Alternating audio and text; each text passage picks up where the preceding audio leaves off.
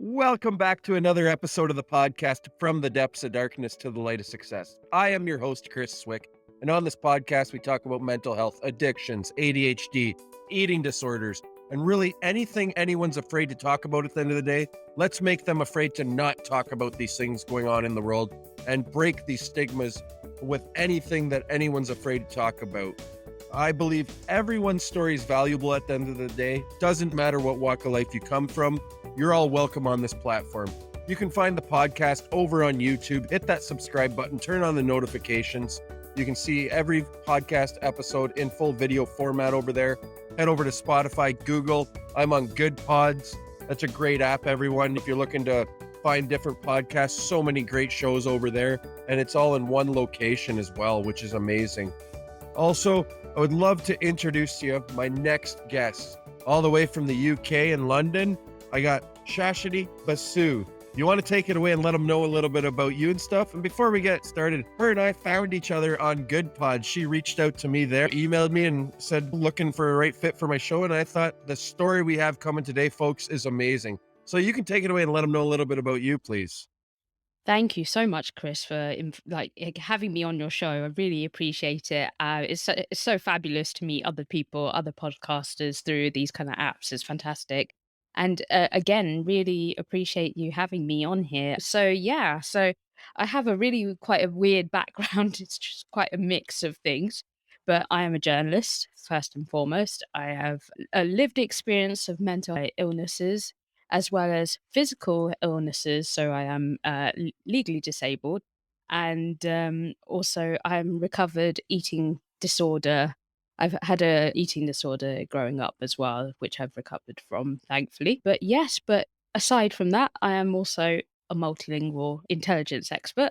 So a vast array of different topics I can usually talk about. But yes, mental health is something I'm very passionate about for sure. And that's amazing. What made you yourself so passionate about mental health? I think it was just for the fact that I was very much like alone growing up with it. And there was so much stigma in terms of having a diagnosis and not really having anyone to talk to about it. And especially from coming from a South Asian community, it's like just not talked about. It's completely taboo. And it's still very much viewed in many senses in across the world as something that is worth hiding. And so it really took me until I got physically disabled to actually push me to actually start talking about the mental health side. It was so much easier to talk about having a physical disability than it was to have a mental health disability. So it was quite sort of a 180-degree change when that happened, because actually it gave me a platform to start talking about it. So yeah, it was really quite a harrowing experience to be 17 years old and being diagnosed with a mental health condition, not really understanding how to deal with it. But yeah. And what was it like when you were first diagnosed at 17 years old? What were some of those thoughts going through your head, your body and stuff like that? And then also being diagnosed with a physical disability that you just mentioned too. What is that all about? Yeah, it's really strange. I somehow think it's somehow connected in some shape or form, because the nervous system is a remarkable thing, the body is a remarkable thing, and the body does keep the score sometimes.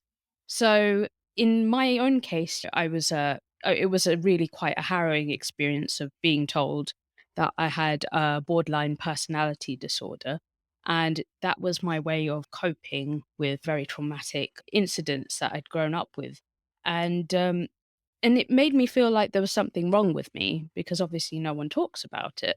So for years and years, I just had this kind of big secret of having this illness and working in major sort of areas in the world in terms of being a professional journalist for a newsroom, and not being able to actually talk about the fact that I was having really bad days sometimes, and it was just something I had to hide. And when overnight I became physically disabled, so I had an underlying chronic condition which hadn't been diagnosed, and within overnight, I'd lost the use of my arms. It was quite a harrowing experience to be diagnosed with a condition that was very similar to MS, but a very rare form of it. So, yes, it was being 17 with a mental health diagnosis and being 27 with a physical health diagnosis. So, 10 years apart, totally changed your life, changes your life. And so today you don't have use of your arms at all? I have got limited use of my hands again. It's not 100% anymore, and it is same for my legs as well. So I can't walk very well. I can't use my arms very well. I have a lot of sort of various other issues in regards to the condition because it's a degenerative condition. And I played guitar for 25 years, and I can't play guitar anymore. And you just make do with what you have. So as you can see, I have a keyboard behind me, so I try my best to try and keep up the music in some shape or form, but I can't play my guitar like I used to, which is quite sad. It was a remarkable thing to have for as long as I did because it helped me through my mental health crisis. Yeah, I think things happen for a reason. It just my musical sort of talent helped me through my mental health crisis, and then I made it to my physical health condition. So I'm trying to find new ways, really. And that's amazing. And you've started your own podcast as well, speaking on whatever you do speak on in there. And tell everyone a little bit about that and what's the show called and stuff. Yeah, funny enough, it's called How to Be because one thing I realized is that growing up is as kids you don't actually learn any of the sort of basic life skills in terms of resilience, motivation, confidence. And it was one thing I felt like I was really lacking. There was just so many areas where I was really lacking, which is why it was called How to Be. And one thing I really realized is that I used to hide in books. Books helped me a lot, just reading a lot. And so I started sort of reading my way through, trying to find the answers or trying to find key tips to actually help me through these sort of different areas. And I realized actually I'm not the only one, and there's so many people in the same boat as me. So basically, it started off as sort of reading through all these books, giving this advice, giving tips. And then I was interviewing the authors of these books and interviewed some amazing people. And they've shared such incredible knowledge from their own storytelling, their own experiences. And yeah, it's been quite a remarkable journey just meeting so many people. I love that with the podcasting world. You meet so many amazing people from all walks of life and people that are willing and open to share their story and getting vulnerable. I find getting vulnerable with yourself and with others is huge for healing. Definitely. So true. And just sharing those experiences because you realize you're not alone in these things. And the fact that the podcasting world has so many different people within the mental health sphere is fantastic because that's at least one way to get the word out and have these discussions as well. I really hail the podcasting industry for really bringing this out to the sort of mainstream platforms. And it's amazing because there's so many different niches out there. You can find whatever you want in podcasting today, and it's amazing, whether it's from sports, news, true crime stories, Definitely. true stories of other people sharing their stories, mental health journeys, whatever it is that you want. Just type it in that Google search or search engine somewhere and you will find it. That's the amazing world that we live in today. Definitely. Whittling wood even, you just anything. Exactly. Go down those rabbit holes. Definitely. Oh gosh, yeah, so easy to fall down those traps. For sure.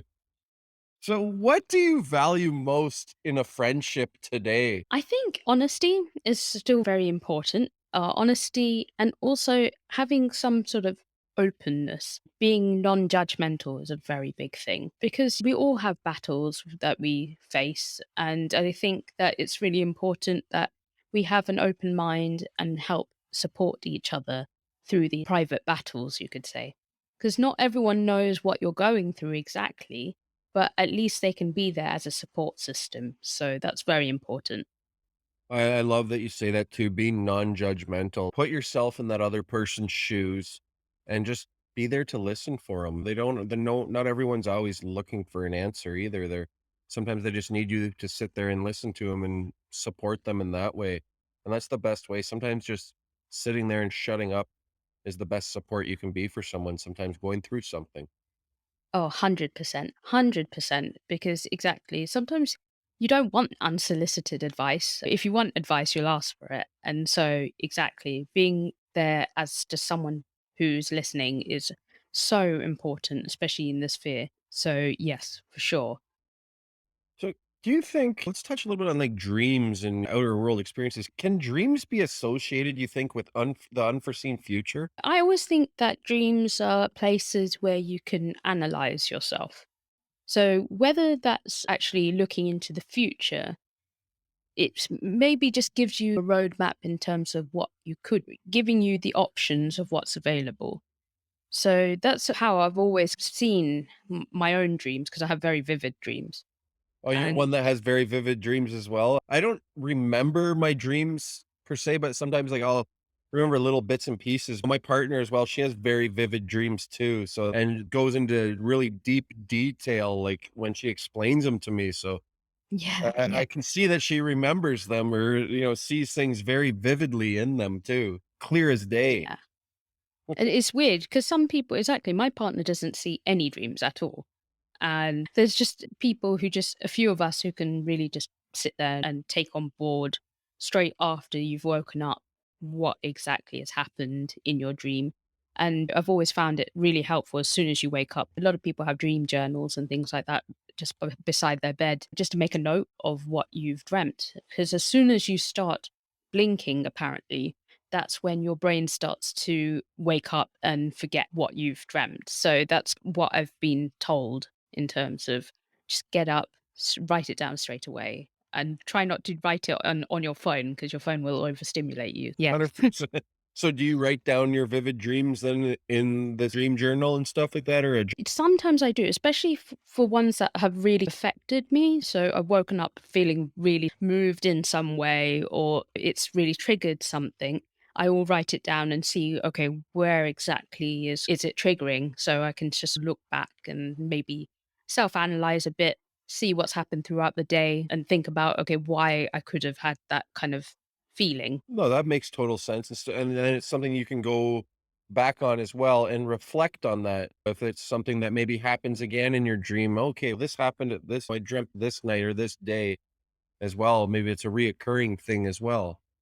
It's Yeah. something you look into further. Absolutely, absolutely. Because it is, I'm like, we can reflect both in waking time and whilst we're dreaming, and we are reflective beings as human beings, and so we do tend to always think about what we're doing during the day, but we don't necessarily write down what we're doing during night either, and everything has some kind of meaning. I believe, anyways. No, and you don't have to believe in everything, but there is certain things that you dream about that do have meanings and stuff. If you go look them up, there's different definitions for different things that you dream or things in your dream as well. And maybe some things come to fruition or, okay, well, maybe that's why I dreamt that because this event happened at this date or whatever. Exactly. You sometimes you just don't realize, especially if it's buried deep in your subconscious, what exactly it might be an anniversary, you don't realize, and it will just suddenly pop up in some shape or form if you've not really thought about it consciously throughout the day. Yes. No, 100%. You're just digging deep into that subconscious mind of yours. It can be a Definitely. crazy world in there, that's for sure. Always a roller coaster. I'm like, we got Uh, our brains are far more advanced than any computer that will ever be built. So oh yeah, there's so many people that say that. You say that, and I read that all the time. We are very much more far advanced than any computer system ever built out there for sure. for sure, for sure. I've heard it. There's something close to, if I'm not mistaken, sort of 10 million synapses or something working at one given time, which is incredible. That's So insane. Like how many parts there are to our brain alone. yeah, so true. It's just we're way too advanced for our own good. Some days we are. So, do you experience feelings of anxiety or discomfort when you're around others in certain situations? Yeah, completely. I What am are an some of those introvert. situations? Well, I'm an introvert, so Okay. I'm a social introvert. So basically, I love talking to people, but after a while, I'll need alone time to recharge, essentially, in quiet time. And so after a while, if I've been in a situation where I'm overstimulated for too long, then I start becoming quite anxious. And that's where I definitely need to just step back and just be like, I need to find a space to quietly recharge. So, yes. And I do recommend Susan Cain's famous book, Quiet, on her introversion for other introverts out there. So, yeah. That's a good read. So yeah, no, if anyone out there is like an introvert as well and needs that quiet time, go check out the book that Shishwati just recommended. It sounds like a good book, to recommend to someone that is an introvert. Yeah. And obviously, yes, I will have moments of anxiety just from years and years of dealing with various sort of mental health issues. I will find especially with having BPD, or as it's now more commonly known as EUPD, which is a emotionally unstable personality disorder, it's that you cannot regulate your emotions. I will either be completely on too many emotions or completely off, no emotions. Anxiety becomes quite a big part of that if you are completely switched on. So you've just got to find ways to manage it on a sort of day to day basis. And how do you go through your day managing once you were diagnosed with borderline personality disorder or BPD? How do you go through your day managing it? Because some days are probably better than others, right? Yeah, completely. It's just, and that's the thing is like with these sort of conditions, yes, largely they are important labels for medical professionals to understand and how to treat you. So that's quite important. And but on a day to day, it's more like anyone else having good days and bad days. We're all on a spectrum, on the mental health spectrum of some shape or form. Just like we are on the physical health spectrum, we have colds and flus and things like that. And some days we're just better than other days. And just like that, it's the same with having a mental health condition. So, on a day to day, you manage things like hilariously, I do an insanely intense job. I'm looking at very traumatic things as part of my job. And so you manage it by finding space for yourself. Self care is like 100. That's the most important thing to get you through it. You must find ways of coping, and each way of coping is individual to each person. For me, it's like just sometimes just taking quiet time, reading, watching trash television, watching cat videos, things like that helps me switch off sometimes. But given the type of job that I do, which is extremely intense, it requires a huge amount of effort to take care of yourself. So, talking about this intense job, what is it that your job title or your job entails you to do? I can't actually properly talk about it because it's confidential. I work in the intelligence field, so I do look at extremely disturbing things in that field. But I know that even in my journalism days, I would be looking at very traumatic incidents in terms of wars, very violent images, and things like that. As part of that, you really have to find ways to and find healthy ways to take care of your mind, because it's very easy to just slip into, oh, I'm going to go to the pub after work, or I'm going to take a smoking break sort of thing. And it's better to find ways to just manage your mental health on a sort of a long term basis through really more healthy self-care methods like mindfulness, meditation. I've really been trying to get into meditation myself a lot lately too, and especially starting out with it first thing in the morning when you wake up, grab that glass of water.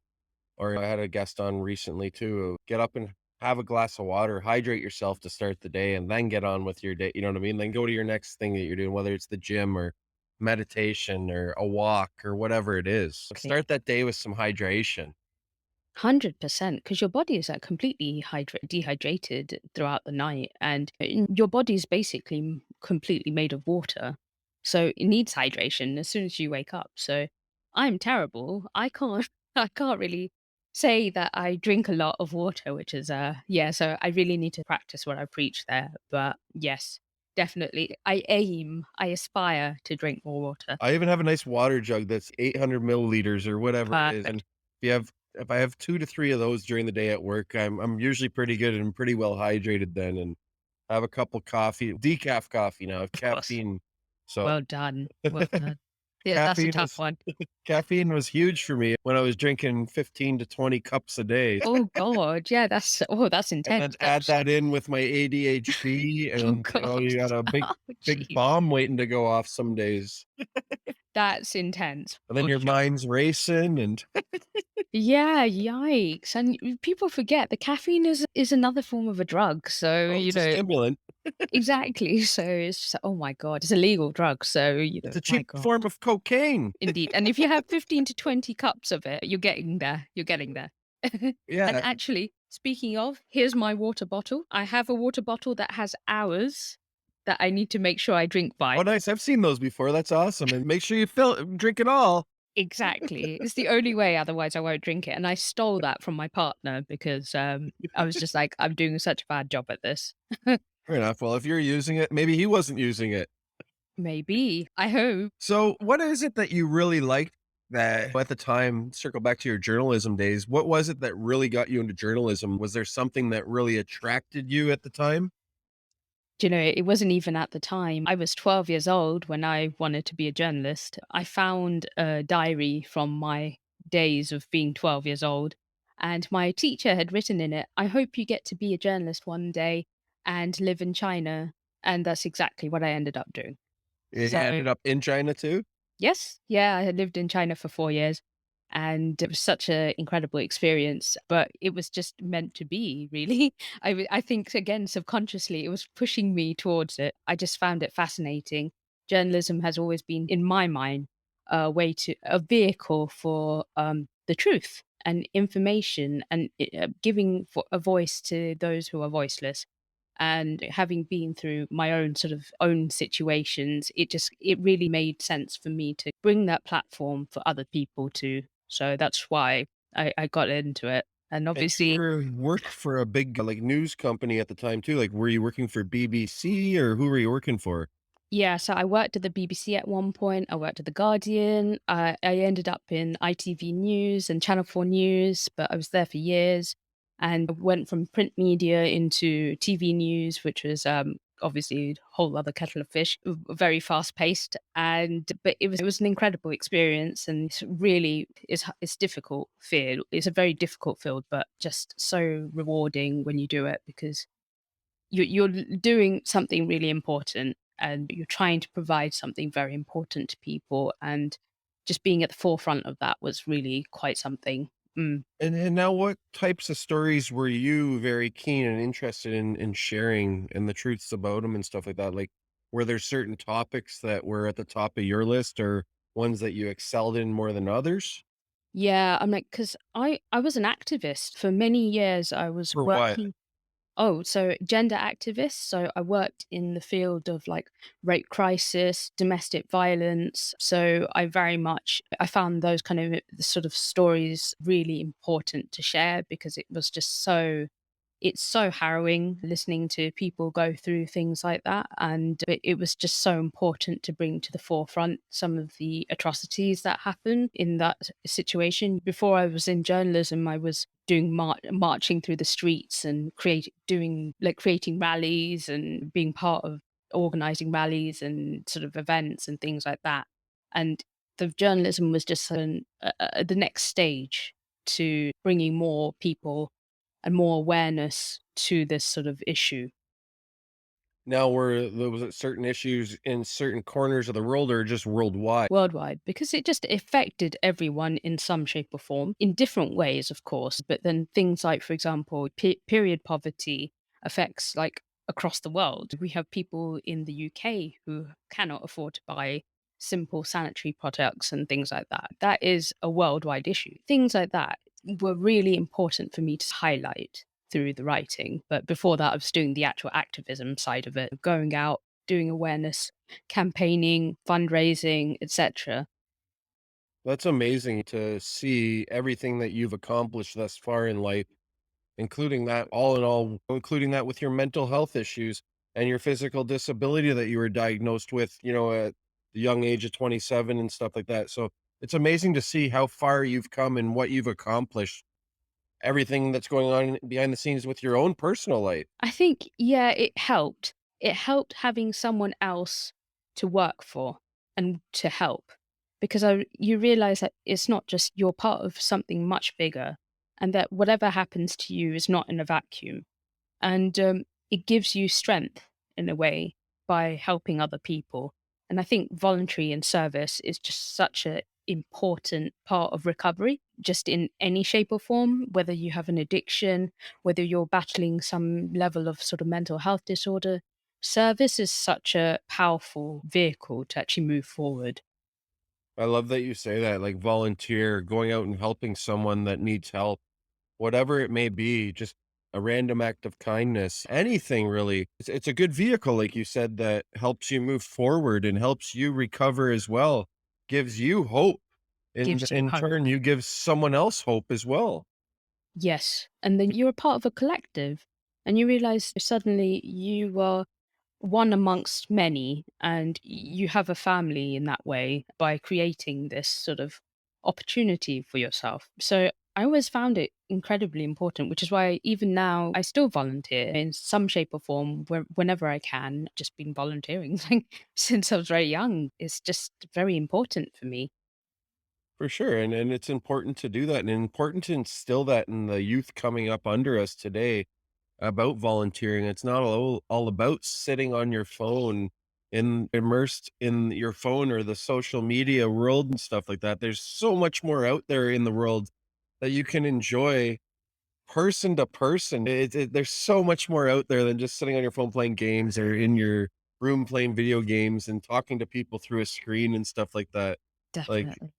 And dancing on TikTok and things like that. yeah, those are fun to do once in a while or whatever, but you're all right. There's so much more to life out there than doing all that crap at day in, day out, 20 hours a day or whatever it Yeah. is you'd like to spend on those social media sites. And I find myself, I have to catch myself Yeah. sometimes too. Like when I start going down those rabbit holes or when I get depressed or feeling anxious, I feel like it's filling that dopamine hit for me. All right, I feel Yeah. better now because I've done it. But really it's not making me feel better. It's like it's it's only like a what's the word to use here? It's only like a short-term effect though, it's not Yeah. like it's solving all world problems right now or anything like that, like, I have to put the work in. If I want to see results and stuff like that, I have to dig deep and share those vulnerable moments or share the shame that I have around certain things and stuff like Yeah. that. Because I still feel shame around certain things that I've done in my past, but working through that shame with either your partner, or a therapist, or writing it out on paper so you can look back and reflect as well is very important, I find. 100%. You're completely right in terms of there are some long-term consequences to sitting on social media all the time. I have an app blocker so I can keep an eye on what how much I'm using and it will block whenever like certain time comes around I everything actually do that blockers. too. It's funny you say that. Like, Mhm. I have all my notifications off. The only notifications I actually have on are my emails, my text Mhm. messages, and my phone, really. No notifications pop Yep. through. And at a certain time in the day, actually, all my apps shut down. Like, I have to actually like, physically go in and hit a few buttons to actually get Yeah. in, and sometimes I have to go in after those hours or whatever, and that's fine, but they actually all shut down, so there's nothing that's gonna distract me. Only thing that I have coming through at all times is my emails because I use my phone for work and those types of things Yeah. too. But other than that, text messages and emails and a few other things are the only, like, notifications that come through on my phone, and that's it. Yeah. That's the no notifications are on at all except for those really at all times. That's good though. That's definitely good. I think it makes a big difference just to have those all switched off because they're just basically it's temptation, isn't it? They're just these companies are wanting you to spend time on their apps because obviously that's how they gain their economy. You've got to be very conscious of what you're doing with these apps. So yes, I think you're right to switch off these notifications. So yeah, And don't get me wrong, the apps are great to build your community, build your following, but make good use of them too. Like you can build your business on these apps too, and that's amazing. You know what I mean? But yeah, use it wisely. Use your time wisely. Over the last while, I've gone through and who I'm following, and I've really been really selective on who follows me and who I'm following as well. If you want to get rid of negativity out of your life, you have to do it in all areas of your life, yeah, including social media. I used to be one that loved, whatever, going to the bar and seeing a good bar fight or whatever, but why am I following these pages that are promoting people fighting and stuff like that. And that's not gonna get me out of that mentality or that mindset if I'm still following and watching this crap or scrolling through my feed and it pops up and stuff like that. So it's time to unfollow these things that don't serve me any purpose. And I think everyone out there should do the same thing. If it's not serving you any purpose, or that person or that page or whoever it is not serving you any purpose in your life but negativity, it's time to get rid of them because you are who you put yourself around at the end of the day. If you wanna be successful, put yourself around successful people. If Mm. you wanna become a millionaire, hang out with millionaires, like, those types of things, and wanna Yeah. become a journalist, hang out with Suswati. And that's the thing. It's really important also not to go down the comparisonitis route That either. one too. I We talk Yeah, about it all the time on the show, like, "Oh, I wish I was better. Why is that person getting more likes?" Who cares what your likes are? Like, that's at the end of the day, I don't even care how many people one person as long as one person listens to my episode, that means that message got across to one person, exactly. and then I've won. You Yeah, know, I've 100%. I've become successful. It doesn't matter if 25 people listen to episode, 50, 100. It doesn't matter to me. Like, I don't even look at the numbers. Like, really, the only time I see the numbers now is when I upload an episode, schedule the next episode sort of thing. Other than that, I don't have any reason to be in there really. Yeah, and it's very easy to lose sight of why you begin stuff. You begin it with the intention of, and that's really important, being intentional with everything that you do. But yes, starting a podcast, for example, with the intention of trying to help people and then realizing that all you're thinking about is the numbers, that's when you lose sight of why you started. So, Or yeah. they call the good old pod fade, they call it. Like, you're just gonna fade out, and then all of a sudden, most people on average won't they'll quit after 5 to 7 episodes. There's proven facts and statistics out there, Yeah.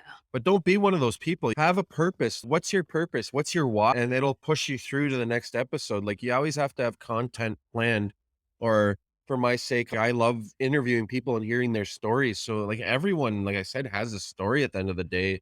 And I believe your story is valuable. My story is valuable. Yeah. The next person that's on is valuable. Everyone's story is valuable to me. It doesn't matter what walk of life you come from at the end of the day.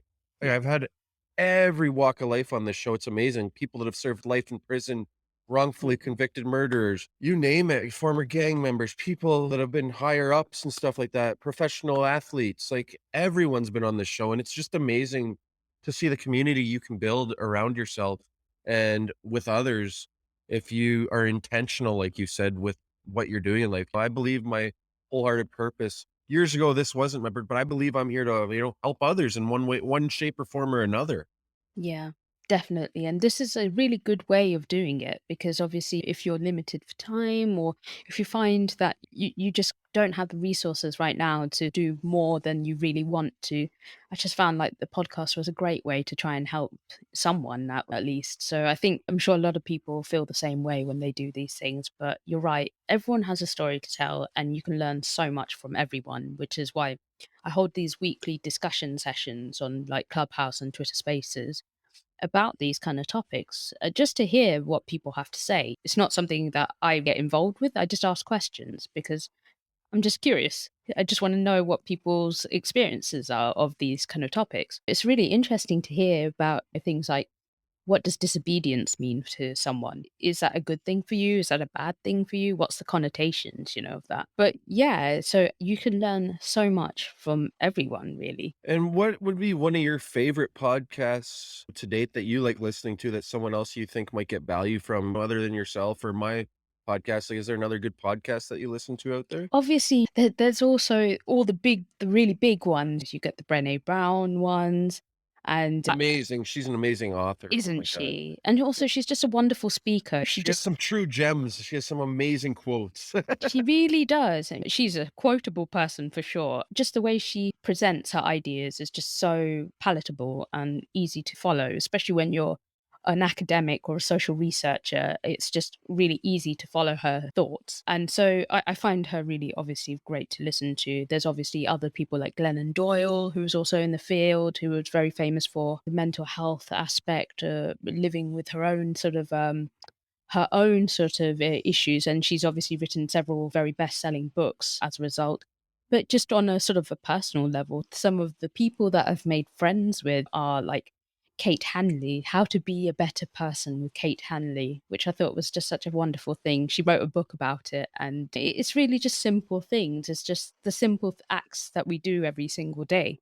And she talks about it in her episodes, and she releases an episode every single day, which is absolutely wow. So, I think, like I think it's hard enough releasing 2 episodes a week. Holy absolutely. cow, and I plan to add more in at some point, like, I would actually like to get to that point, like, even though and I plan to do some solo episodes, more and more of those over the year here and stuff, and little tidbits, whether it's a 5, 10-minute episode sort of thing. You don't need to make them long, my No. interviews are longer, but that's okay. That's where we're here to hear the other person's story and stuff and have a good old conversation. Exactly. And that I love her philosophy about it, because when I asked her about how can you do an episode a day, I would go crazy just trying to be such a perfectionist and about it and trying to nitpick everything. And she said that's the point. She said, I'm a perfectionist, and as a result, I make sure I post one every single day, even if the quality is not that great. The point is it forces me to do it. I love that you say that, like, a mentor of mine said the same thing, like, he's Travis Brown, I get a huge shout out to him too, and little ad break a little bit. But if anyone's looking for a great app, kudos to Travis Brown, created this amazing app for podcasters, people that are interviewing people called Pod Decks. So head over to his Mhm. Instagram page, Pod Decks, or find Travis Brown for great tips, how to provide good social content and stuff like that over on Instagram. But amazing app, and that's where I get most of my questions from. And even better, I collaborated with him. He'll collaborate with people on different genres and different niches for decks. So he actually we collabed on a mental health deck for his app as Oh, well. So there's 55 questions or whatever around mental health and stuff like that. And I think there's 5 to 6,000 plus questions on this wow. app. And there's a few new decks every month that get added. So it's always updating content and stuff like that. So head over to Travis's page there and check out Pod Decks, everyone, and download that app on your phone. It's an amazing app. Wow, But so cool. I like that you say that though too, but you don't need to be a perfectionist or whatever. Even if it's not the best work you put out, I mean, practice behind the camera. You don't have to put out everything that you do either. Like some of it might just be for your own personal benefit to practice and stuff like that. But it's okay, like, just put it out right away, like, it doesn't have to be perfect either. If it sounds good to you, that's all that matters at the end of the day. Don't worry about what others think, because it doesn't matter. Everyone's entitled to their opinion, and they're entitled to it. You're entitled to your own opinion. If you think it's a good piece of work, put it out. It doesn't have to be perfect either at the end of the day. Yeah, 100%. And she made me feel so much more okay about recording, because I was just like being so finicky about things. And so it was such a great philosophy to have, is just to put it out there no matter what. The point is that you're putting it out there. And yeah, it was a good philosophy to have. But God, there's so many amazing podcasters out there. I'm like, I literally have so many in my head that we could be here for hours, just like going through all of them, because yeah, I've created small networks of podcasters in my own sort of using Instagram. We all kind of support each other because we're all going through this sort of journey together, and it can be hard, it could be disheartening sometimes, but just having each other's support, and it's great just we us having chats with each other and things like that. I Yeah. love that, like, having a little network of podcasters and stuff, and I've been a part of those groups too. You just gotta keep that fire going in 'em, I find, like, some of them can die off, and they have, but that's amazing. Where can they find you on Instagram, though, if they wanna follow you, what you're doing and stuff like that? So I'm on at how to be 247 on Instagram. And then you can find me on www.howtobe247.com. And I'm on how to be 247 on Twitter, Facebook, and everything. So YouTube channel has all the interviews as well with all the authors. Check it out. And Perfect, and then is it video content over there? there's video content over there, including the book clubs. So yes, always Awesome. controversial books. Yeah. Perfect, nothing wrong with having a controversial talk too, get healthy controversial chat Absolutely. is always welcome over here as well. Excellent. Excellent. That's good to hear. And you can find your podcast on most major platforms and stuff like that as well, I presume? Yes, Spotify, Apple, everything. It's literally syndicated out to the entire world. So there you go. She is not hidden. Definitely not. I hope you had an amazing time today on the show, Shashwati. It was Thank you. amazing having you on the show and chatting about your, personal journey, what you've done in the work world with journalism and what you're doing today and with your podcast. And I really took away some of the great insightful tips shared with others struggling with mental health or with their physical disability. Remember, it doesn't matter what limitations you have in life. Shashwati is a proven to us here that anything can be done if you put your mind to it. I thank you again for coming on the show. No, thank you, Chris. I really appreciate being here and thank you for the invite. You're very welcome. Well, thank you for reaching out and wanting to come on the show. It made my day, and No, it it made made it my even day. better. Made it even better chatting with you finally, and meeting face to face through the interwebs. Oh, yes, the amazing interweb. So amazing. Thank you so much, Chris. You're welcome. I hope you have an amazing rest of your day. You too. Enjoy your afternoon.